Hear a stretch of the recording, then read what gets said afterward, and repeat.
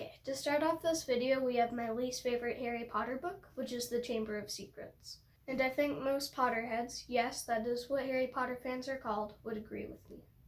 Don't get me wrong, all of these books are fantastic, but I think some of them are just less good than others. This is the second book in the series, and I will give it a 7 out of 10 because it isn't as interesting as the other books. It just feels like the weakest plot amongst them, and it isn't as charming as the other books. However, some interesting things that I liked were how Harry discovered that he can speak Parseltongue. And to those who don't know what Parseltongue is, it is a language that snakes use so that very few wizards can speak them, and you can understand snakes and they can understand you.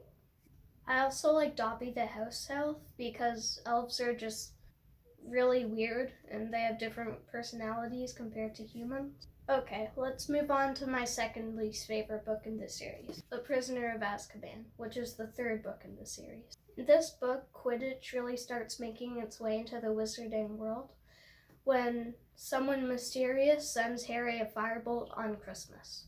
A firebolt is a really expensive and really good broomstick that you use to play Quidditch. We can't talk about this book if we don't talk about Sirius Black.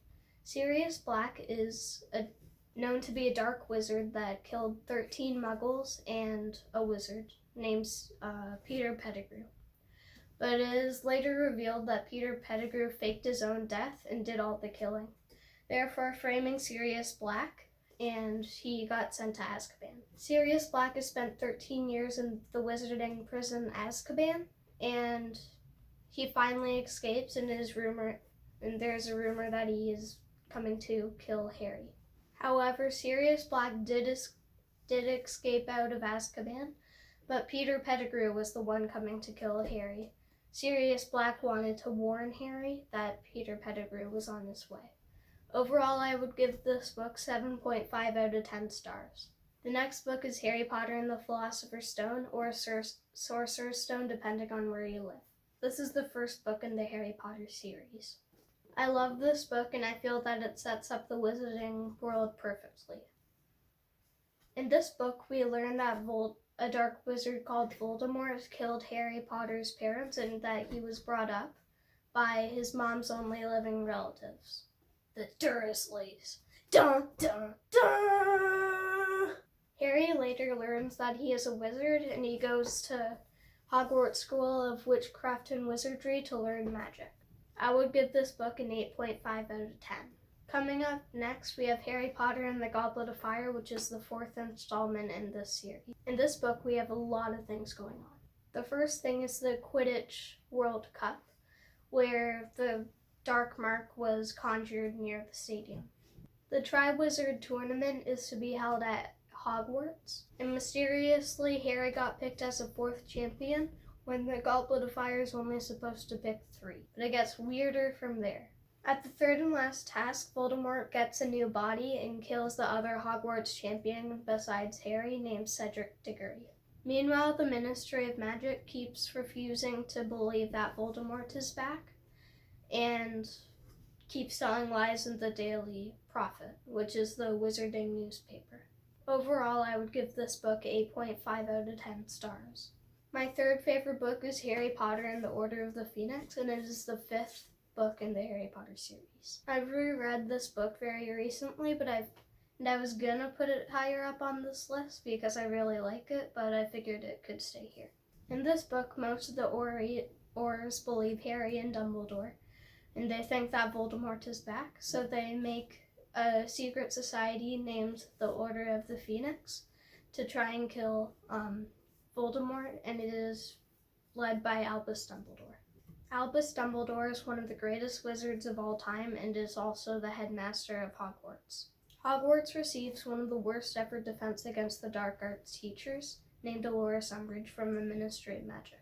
This character makes me want to light this book on fire and throw it out the window because I hate Dolores Umbridge so much. Harry doesn't like this new teacher, so he starts a secret society called Dumbledore's Army, and that's where he teaches some other fellow wizards defense against the dark arts, despite being only 15.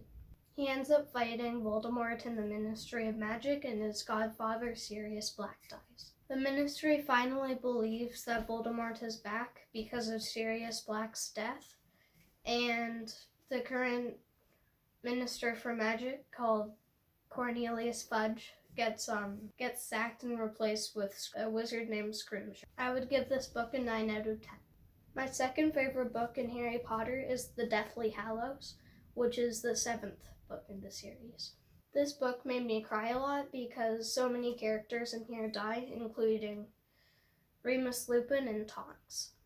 One thing I don't like about this book is that there isn't a lot of Hogwarts in here, because Harry is destroying Voldemort's Horcruxes, which makes him immortal. Two of my favorite chapters are in this book, and they're called The Battle of Hogwarts and The Prince's Tale, alongside the first task in the 4th book. There's so much action in here, and overall I would give this a 9.5 out of 10. My favorite book in the series is Harry Potter and the Half-Blood Prince. The reason I like this book so much is because I like exploring Voldemort's past in the Pensieve, and also because we learn about Voldemort's Horcruxes, which makes him immortal. Draco Malfoy is also really fishy in this book, and he's not showing up to Quidditch practices and Quidditch games. Near the end of this book, Draco Malfoy finds a way to get his fellow Death Eaters into Hogwarts School of Witchcraft and Wizardry, and Snape ends up killing Albus Dumbledore. I would give this book a 10 out of 10 because it's fantastic. In case you were wondering, the Harry Potter books are written by this fantastic author named J.K. Rowling. There are also Harry Potter movies, though they're not nearly as good as the books. If you liked this video, make sure to subscribe and hit the thumbs up button, and click the bell to get notified every time I make a new video. That's all I've got for today, so make sure to stay tuned and take care. Bye!